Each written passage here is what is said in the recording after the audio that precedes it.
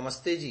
124वीं श्रव्य कणिका सत्यार्थ प्रकाश स्वाध्याय एवं प्रवचन माला आप सभी धर्म प्रेमी महानुभावों का हार्दिक स्वागत करता हूं। महानुभाव, चतुर्थ समुल्लास के अंतर्गत गृहस्थ धर्म में हम विवाहों की चर्चा कर रहे हैं।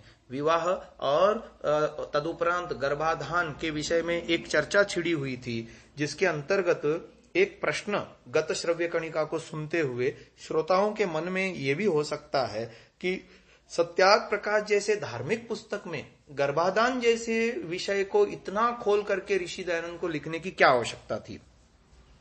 तो इसी विषय में आइए इस श्रव्य कणिका में जानते हैं कि कुछ बातें और भी स्पष्ट करने योग्य हैं। जैसे महाभारत में द्रौपदी का 5 पांडवों के साथ विवाह का यद्यपि वर्णन मिलता है, इस प्रकरण को हम प्रक्षिप्त भी माने, क्योंकि एक मान्यता, सही मान्यता तो यह है कि द्रौपदी के 5 पति नहीं थे।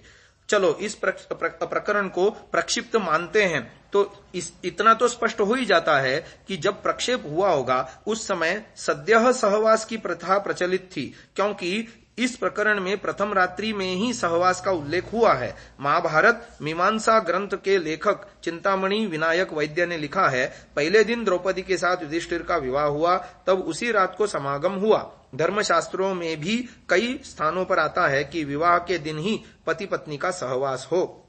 इन दोनों उदाहरणों से स्पष्ट है कि ऋषि दयानंद का सद्यः सहवास पक्ष उनकी अपनी कल्पना नहीं है। प्राचीन काल में भी यह प्रथा प्रचलित थी, इसलिए हम पक्षांतर कल्पना द्वारा समाधान करना युक्त मानते हैं। अब गर्भाधान की स्थिति के विषय में गृहस्थों के लिए गर्भाधान की विधि का निर्देश करना नितांत आवश्यक था। इसे न जानने के कारण अनेकों स्त्रियां संतान सुख से वंचित रह जाती हैं। युवावस्था में काम आसक्ति दंपति मैथुन के समय क्या क्या उलट पुलट क्रियाएं करते हैं, इसके कहने की आवश्यकता नहीं। इसलिए सब विद्याओं का बीज रूप से उपदेश देने वाले जगन नियंता परमात्मा ने गृहस्थों का मार्गदर्शन करने के लिए साक्षात वेद में भी गर्भाधान की विधि का संकेत किया है। कालांतर में इस विद्या में निष्णांत आचार्यों ने उसका विकास और विशदीकरण यानी विस्तार किया। इसी शास्त्रोक्त विधि से गर्भाधान करने से अविकलांग सुंदर हृष्ट पुष्ट संतान उत्पन्न हो सकती है, अन्यथा नहीं। जो लोग ग्रंथकार के इस लेख पर ऋषि दयानंद का उपहास करते हैं, वे अपने शास्त्रों के विषय में जानते ही नहीं हैं। इसलिए उसका परिचय देने के लिए कुछ प्रमाण हम यहां दे रहे हैं। पहला है अथर्ववेद का प्रमाण, ताम पुरुषं शिवत मामेरयस्व यस्याम बीजम मनुष्या वपन्ति या न उरु उशति विश्रयाति यस्यामुशन्तः प्रहराम शेपः। अथर्ववेद 14:2-38।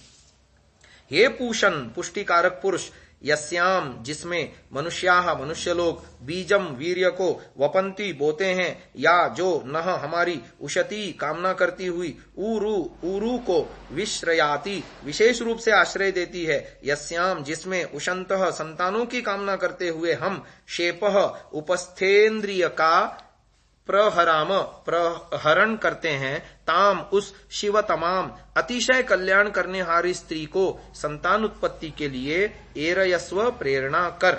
और ये मंत्र संस्कार विधि में स्वयं ऋषि दयानंद ने उद्धृत किया है।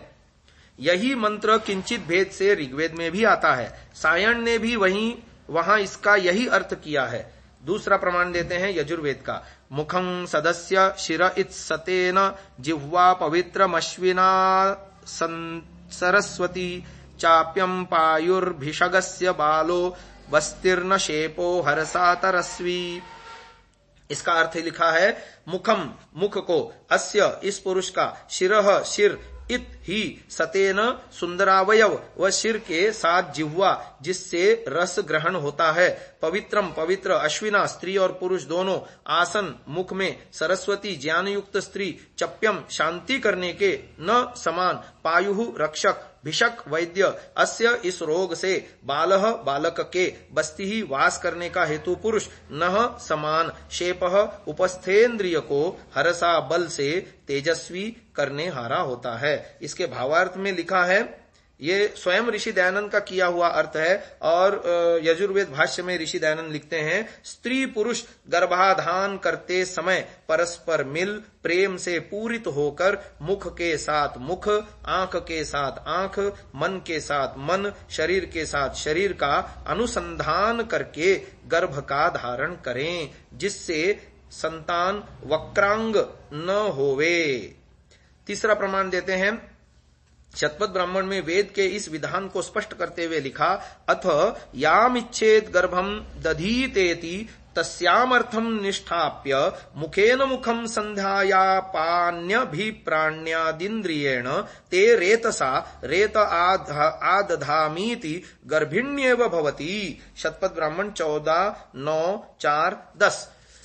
इस श्रुति का भी यही आशय है कि गर्भाधान करता दंपति के मुख के साथ मुखादि अंग को संयुक्त करके गर्भाधान करें। गर्भाधान की यही रीति बृहदारण्यकोपनिषद में लिखी हुई है। एक और प्रमाण देते हैं, पारस्कर गृह सूत्र में चतुर्थी कर्म गर्भाधान के विषय में एक मंत्र है, प्राणैस्ते प्राणान संदधाम्यस्थिभिरस्थिनि मांसैर्मांसानि त्वचा त्वचमिति। हे स्त्री, तेरे प्राणों के साथ प्राणों को जोड़ता हूं, अस्थियों के साथ अस्थियों को, मांसों के साथ मांसों को और त्वचा के साथ त्वचा को जोड़ता हूं। आयुर्वेद के प्रमाणिक ग्रंथ चरक में भी यही लिखा कि गर्भाधान के समय स्त्री को अपना शरीर सीधा रखना चाहिए। न च न्युब्जाम पार्श्वगताम वा संसेवेत न्युब्जाया वातो बलवान संयोनिम पीडयति पार्श्वगताया दक्षिणे पार्श्वे श्लेष्मा संच्युतोपि दधाति गर्भाशयम् वामे पार्श्वे पित्तम तदस्या पीडितम विदहति रक्तशुक्रम तस्मादुत्ताना सति बीजम गृह्णीयात् तस्या ही यथास्थानम अवतिष्ठन्ते दोषाः। चरक संहिता शरीर स्थान 8:8।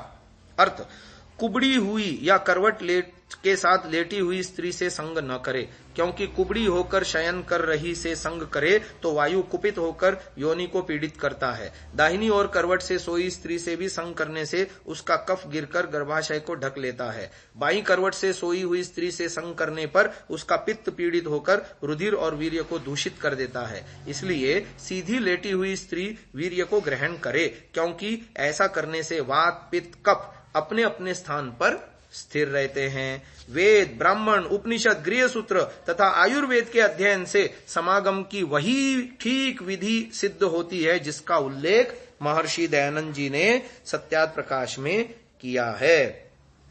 पहले संस्करण में स्नान के विषय में इतना विशेष लिखा, जो स्नान न करेंगे तो उनके शरीर में रोग हो जाएंगे, क्योंकि उससे काफी उष्णता होती है। इसलिए स्नान करने से वह विकार न होगा और वीर्य तेज भी बढ़ेगा। इससे इस समय स्नान अवश्य करना चाहिए। गर्भाधान व्यर्थ होने पर क्या किया जाता है? गर्भाधान से 1 महीने के पश्चात रजस्वला न हो तो निश्चित मानना चाहिए कि गर्भ स्थित हो गया है। अन्यथा यदि 2 ऋतु काल व्यर्थ जाएं, अर्थात 2 महीनों में 2 बार गर्भाधान क्रिया निष्फल हो जाए, गर्भ स्थित न हो, तो तीसरे महीने में ऋतु काल का समय जब आवे तब पुरुष नक्षत्र युक्त ऋतु काल दिवस में प्रथम ऋतु काल उपस्थित हो, तब प्रथम प्रसूता गाय की दही 2 मासा और पुरुष यव के दानों को सेक के पीस के 2 मासा लेके इन दोनों को एकत्र करके पत्नी के हाथ में दे के उससे पति पूछे किम पिबसी, इस प्रकार 3 बार पूछे और स्त्री भी अपने पति को पुंसवनम इस वाक्य को 3 बार बोल के उत्तर देवे और उसका प्राशन करे यानी पीवे। इस रीति से पुनः पुनः 3 बार विधि करना। तत्पश्चात श्वेत फूल वाली सिंही यानी कंडारी औषधि को जल में महीन बारीक पीस के उसका रस कपड़े में छान के पति अपने पत्नी की नाक के दाहिने छिद्र में सिंचन करे और पति ओम इयम औषधि यात्रमाणा सहमाना सहस्वती अस्याम अहम बृहत्याः पुत्र पितुरिव नाम जग्रभमीति, इस मंत्र से जगन्यता परमात्मा की प्रार्थना करके यथोक्त ऋतुदान की विधि करे। यह सूत्रकार का मत है, ऐसा संस्कार विधि में लिखा हुआ मिलता है। अब आगे गर्भकाल के कर्तव्य और जात कर्म के पश्चात कर्तव्य यानी बच्चे के जन्म लेने के पश्चात के कर्तव्य अगली श्रव्य कणिका में हम सुन पाएंगे। आज की इस चर्चा को यहीं विराम देते हैं। ओम।